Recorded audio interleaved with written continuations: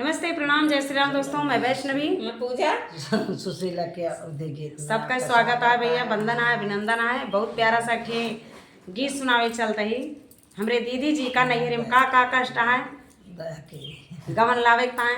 अब तो आ ही गए हैं, लेकिन गीत के माध्यम से बतावत ही का समझावती हैं भैया जी का। कमेंट करके बतावत चाहिए गीत कैसे लाग, और आप सबका गीत के माध्यम से सुना। हाँ।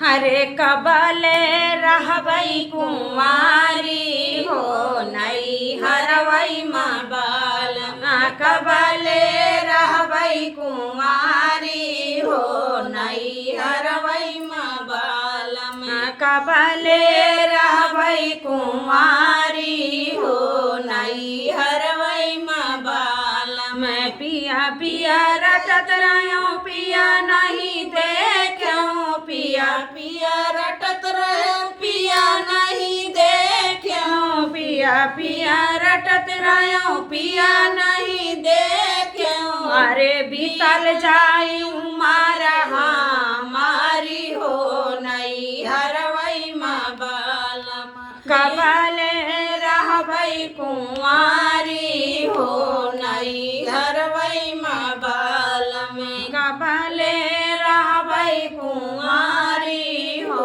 नई हरवई माँ बाल, मारे नैहर में माई बाबू कुला परिवारवा, नैहर में माई बाबू कुली परिवारवा, केहू नहीं लियाई खबर हमारी हो नई हरवई में बालम, केहू नहीं लियाई खबर हमारी हो नई हरवई माँ बालम, कबले रहबई कुंवारी हो नई हरवई माँ बालम, हमरे नैहरवा में लगई ठगहरवा, हमरे नैहरवा में लगई ठगहरवा, हमरे नैहरवा में लगई ठगहरवा, अरे हमसे करते ठगा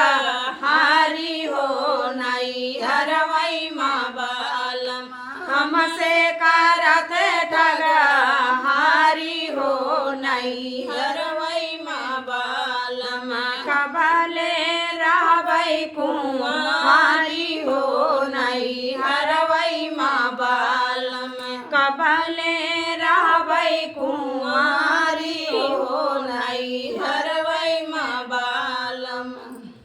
तो भैया गीत कैसे लगा प्यारा सा कमेंट करिए, फुल सपोर्ट करिए।